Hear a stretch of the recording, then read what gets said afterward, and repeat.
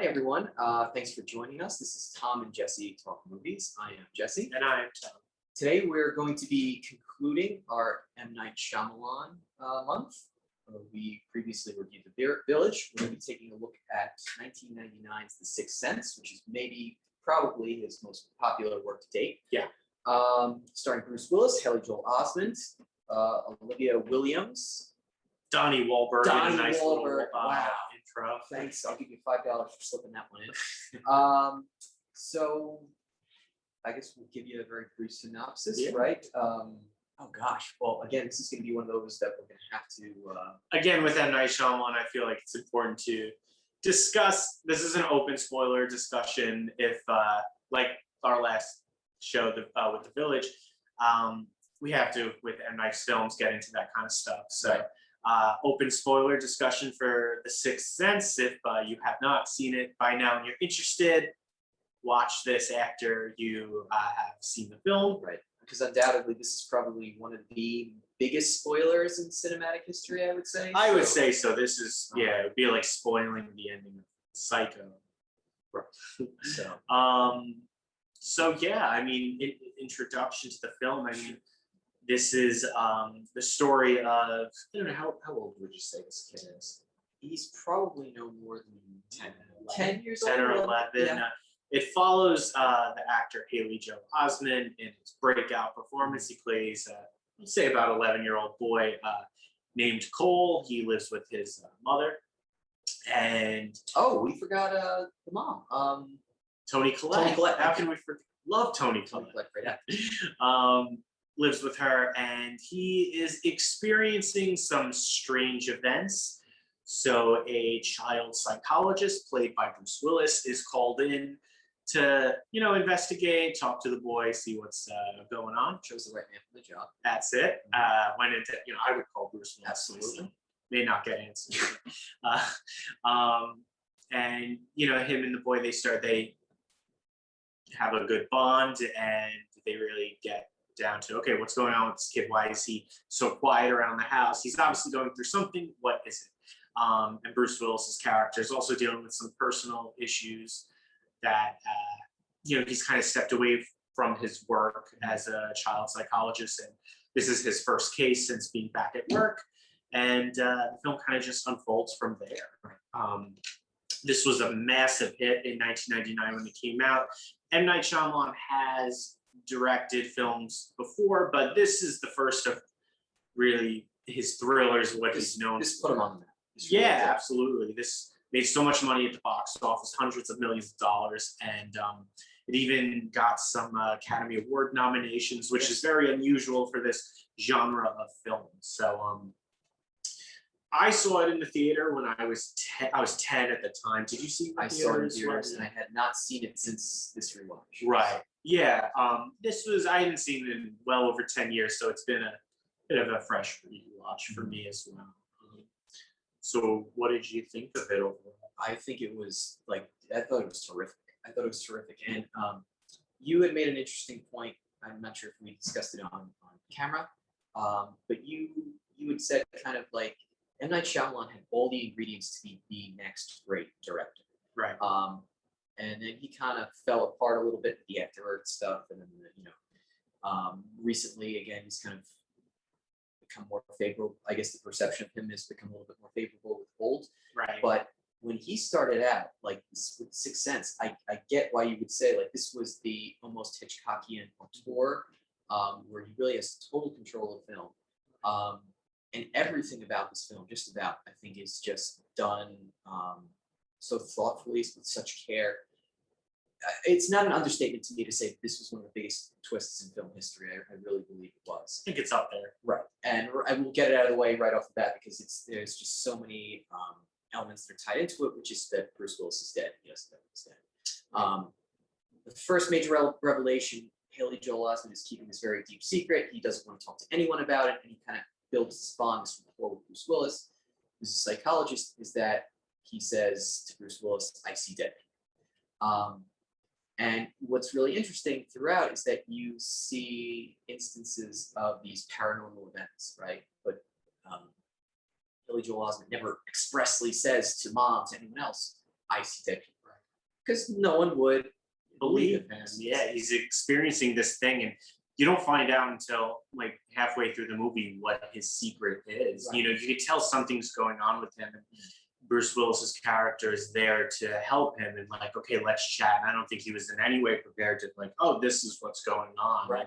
And I think, you know, it's brilliant the fact that it's like he sees dead people. Bruce Willis's character is dead, and he's the one helping him. I just think that's really good screenplay. I think it was tremendous. And again, I kind of knocked The Village a couple of weeks ago when we talked about some of the dialogue and the artificiality of some of it.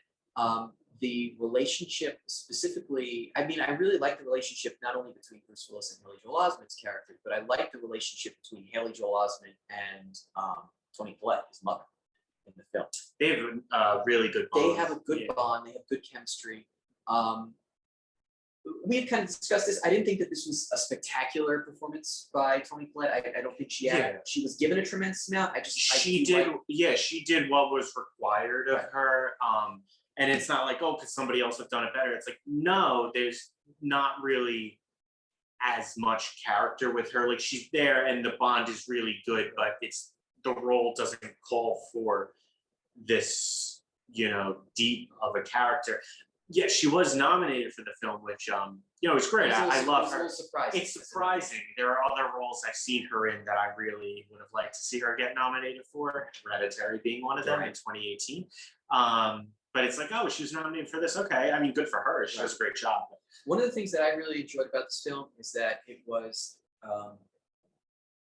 to varying degrees, most of the secondary characters, I'll say Haley Joel Osment is obviously the primary character, whether it's Bruce Willis, whether it's Toni Collette, there's a degree of sympathy that these characters have built into them. So you have this kind of outrageous premise that Haley Joel Osment sees dead people. But because you have these compassionate characters, there's almost a willingness to kind of suspend disbelief because they care about Haley Joel Osment so much as a person. Right. The characters themselves were terrific. They were well written. And I think the reason why I found this movie so compelling was because I really genuinely cared about the characters.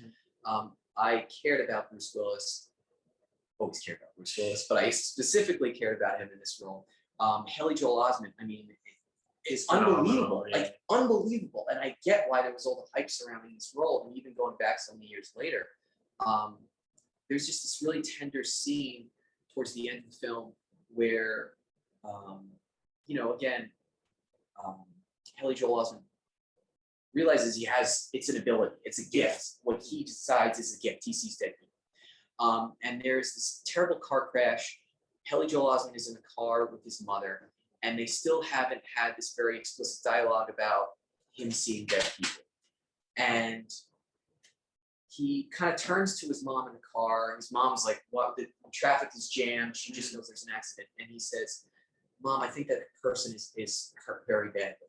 And it sort of opens it up to this then dialogue that they have about, you know, Haley Joel Osment's grandma, Toni Collette's mother, and that, you know, he's bringing up these remembrances from the past, things that she was never made aware of, like a dance recital, right? It was something about how grandma snuck into one of her Toni Collette's dance recitals, and she's like, "Wait, how could Haley Joel Osment ever have known something like this?"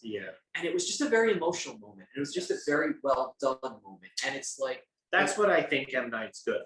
It's the polarity of his careers where it's like I'll see certain things later in his filmography, and I'm like, is this the same person? Because this was so competent and it was so well made. I don't want to bore you and drag on because I know you have some great thoughts. I want to hear what you have to say.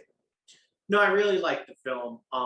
It's one of his better movies, no doubt. I wouldn't put it in my top favorite list, like not even top 100 films, but like I really enjoy it. I've seen a lot, but I really do enjoy it. And I mean, everything you noted is I totally agree with.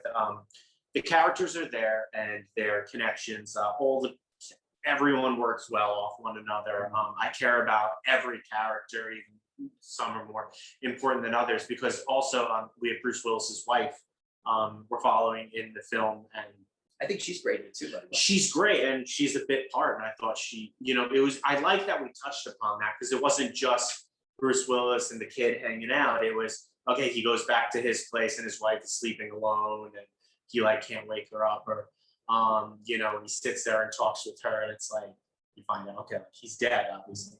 But that stuff is done really well because I like that Bruce is given a character. It's not just what's going on with the little kid. Cole is his name. So that was good. I think the film, like the filmmaking, really stands out here. I think the score is very appropriate. The tone is there. Things are very bleak and somber. And again, M. Night with his camera movements, it's perfect. You have a lot of slow or stagnant shots, and that works perfect for this tone because it's not a cheery movie. You know, it's very moody, and that's the right atmosphere you need for this subject. You know, but it is a very emotional film as well. Like you said, that scene at the end when they're sitting in the car. You know, it's funny. I love scary movies, but like my favorite moments are not when scary like ghosts are showing up and maybe haunting Cole. It's just watching him live his everyday life is fascinating. So that stuff is good. Like this kid is very smart. He knows stuff. We don't exactly know what it is, but like the scene in the school with the teacher, where the teacher calls on him and stuttering Stanley. Yeah, like that stuff is done really well. You know, I think it's interesting to have. It's one of those movies where halfway through you find out that he sees dead people, and that's ultimately what the movie is about. And I think that's a hard thing to do, to kind of really have your movie start with the main plot halfway through, because up to that it was great world building. You get a nice introduction to these characters, and then you find out, okay, the reason you're here is because of this. I'm like, oh, I really like that. So I thought up until that the pacing was excellent. My issue with the film is, as much as I like it, my issue with the film is that I find the third act to be very rushed. You know, it's halfway through, he can see dead people walking around. They don't know they're dead or whatever. And there's one particular ghost he sees of this girl, and Cole decides, like, he ends up kind of solving the mystery of like what happened to her, and he goes to the funeral where the girl's parents are, and he finds out something about how the girl died. And up until this point, Cole has kind of been an outcast, socially awkward at school, having no real friends, getting picked on, doesn't open up to his mother. And once he kind of goes on this little investigation, okay, this is what happened to this one ghost, the film starts to end in like, okay, you find out, oh, Cole started to, he's now in the school play, he's being social again, he has friends, yada, yada.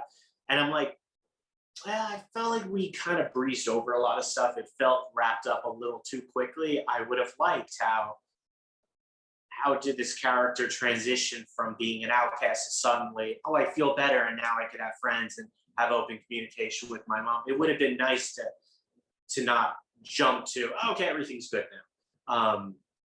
Okay, fine. But other than that, I think it's a real good film. I think it's one that you don't have to be a fan of thrillers or horror films to really appreciate it. It's a very touching movie. It explores like what happens after we die, and I believe that kind of stuff is interesting to everybody. So how this movie does it, I think it's done really well. Yeah, I totally echo what you said. And one other point I want to make is that the movie was it was put together incredibly intelligently. It was just an incredibly taut thriller, and that again, to maintain it was maybe one of the biggest surprises. Where okay, halfway through you get that first little glimpse of what the surprise is that Haley Joel Osment sees dead people, but you still have no idea that Bruce Willis is dead until that point. Right, and there's this additional twist with him, and I love it. I love that twist. No, with Bruce finding out he's dead. Right, and which of course that goes on to be the biggest maybe twist in movie history. Right. One of them.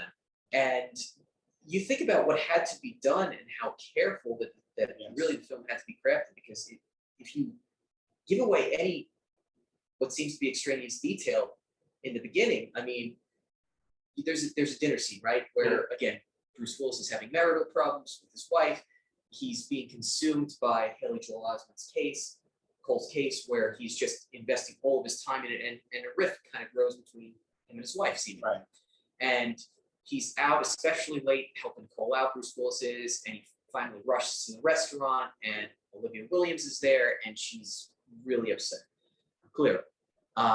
She's had enough. Bruce Willis is apologizing profusely, and she's not making eye contact with him. Yeah. She's writing a check, and she kind of gets up, and before she walks away, she says, what'd she say? Something to the effect of, Yeah, she says happy anniversary, and she walks away. So it's their anniversary. And it's like, when you know the twist of the film, you go back and watch that scene, it still works. Oh. And I don't think anything, like, there's certain movies that, like, I feel aren't rewatchable because you find out this has been going on the whole time.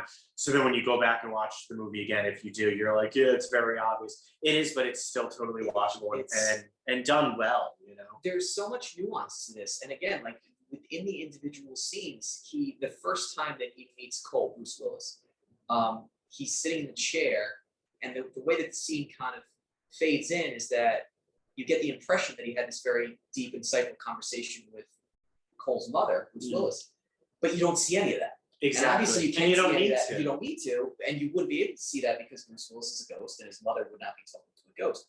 But it's though everything had been just so smartly put together. It's very disciplined, I would say. Discipline is a great word Yeah. for it. It was really a lot of fun going back and rewatching each scene and seeing the extremes that were taken to ensure that you would not be able to guess. Exactly. I was really, really impressed by this. Yeah. The acting from top to bottom. Let's talk about the acting. I think the acting is good from everybody. You know, like we've talked about this, where it's like Bruce Willis is the kind of actor who's known for doing like stuff like Die Hard, and a lot of other action movies, no doubt. And of course, he's done dramas. I mean, look at Moonlighting in the '80s, and I have not seen a lot of his non-action roles. That's a shame. But I think, like, but something like this, he is done really well. I mean, he's good. And then, there's another film which we're not reviewing for this, but called Unbreakable, also done by M. Night Shyamalan in 2001, where, no, I think it's 2000, where I think Bruce's acting is at like peak performance, and he's really good. I'm like, wow, like this other actor was there the whole time, and that's really great. Now, he's really good in this movie, but his chemistry is really good with Cole. Totally. And it's honestly, it's become a recurring joke between you and I about how Bruce Willis is now at the point in his career where he's just not making very good films. Right. But it's amazing when you do, kind of like M. Night Shyamalan, where you see a movie like this, where it's like, wow, that person was at one point at the top of their game. They really had the ability to be great. Yeah. But Bruce Willis to me is, again, because you know him so much from this sort of cavalier, one-man army, die-hard type role that became for him, that was the archetypal role that really populates his filmography. But you do scatter throughout, you do have the Unbreakables, like you said. Yeah. You have 12 Monkeys, which maybe is my favorite performance by Bruce Willis. I know I talked about that before. He can play, even Death Becomes Her. Okay, I know that. Which is, he plays someone that's almost like a subservient character, which he does well. Yeah. Nobody's Fool, he plays a secondary character to Paul Newman, and he still has that sort of charm, but it's not so over the top. He can act, and I thought he was terrific in this. Haley Joel Osment, for me, steals the show because he's that good. Yeah, he's great. But the casting was also exceptionally well done, because you had the Olivia Williams, you had Toni Collette, you had really, really terrifically selected actors that just served to bolster the performance of Haley Joel Osment, who's an absolute star. All these elements, it was just such a successful recipe. It was all these successful ingredients that they just came together, and I think that there was just so much attention that was paid to everything, except from the score, the cinematography, the static camera shots. I mean, everything about this was lovingly done, and I'm so surprised to really see how much I enjoyed this film, because again, I have the newer M. Night Shyamalan stuff stuck in my head, and it's hard for me to separate. And it's not good. Right. But that's why I think I wanted to do this for August, because it's like his early stuff is that good. It is that good. It is that good. Um, and I'm glad we actually revisited this. And Yeah, there were elements of the village that I really liked, and again, I see why he kind of had the reputation he did at one point, where he could have been the next big thing. right. I think he's probably a little bit past that point where he might not recapture I don't that think magic. he ever You know, will. you and I had also discussed briefly when you have a twist. One of his things, right, is his twists. Yes. When you have a twist as big as what we saw in The Sixth Sense, how do you follow that up? It's really difficult. It is because very people are expecting difficult. But then I felt like he did in The Village. Like I like The Village more than Sixth Sense. Really I do. But I feel like he was able to. I feel like he was able to outdo himself with The Village, and even Signs, which came out in between these two films. I love Signs. It's probably my favorite M. Night film, then The Village. And that movie doesn't have a massive twist in it, but again, like M. Night's so good with his characters when it comes to family. Right. So it's like, wow, this guy starts out strong for quite a few years. In some films, he really, I mean, some of them will go down. Like Sixth Sense will go down as a classic. Right. And you made a great point, because you had to make your characters interesting. You Mhm. had to make your characters compelling, because, like you said, the first twist, the fact that Haley Joel Osment sees dead people, doesn't come on until midway through the movie. Right. And that sort of world building that you have is just, you see Bruce Willis having these irreconcilable differences with his wife, and you kind of see Haley Joel Osment, who's mercilessly picked on as a kid, and he's an outcast, and he's introverted, and everything about that just served to make that first revelation all the more interesting. Right. Because if we didn't get that backstory about the characters, well, you could have had the greatest twist in movie history, but Right. I might just not care. I wouldn't care about I it. wouldn't care about it. So Everything is carefully done. in this absolutely, film. really impressed by this. Awesome. I had a good time watching the Night Shyamalan movies, pre 2001 ish. Yeah. What year was The Village? 04. Oh wow. Okay, so I take that back. So All right. 305. So it was good. Sounds good. Thank you for watching. Yes, I thank appreciate you. it. Until the next time, I'll be back. Yep. You any questions, comments, or concerns? Programs at cshlibrary.org. Thanks for watching. Thanks.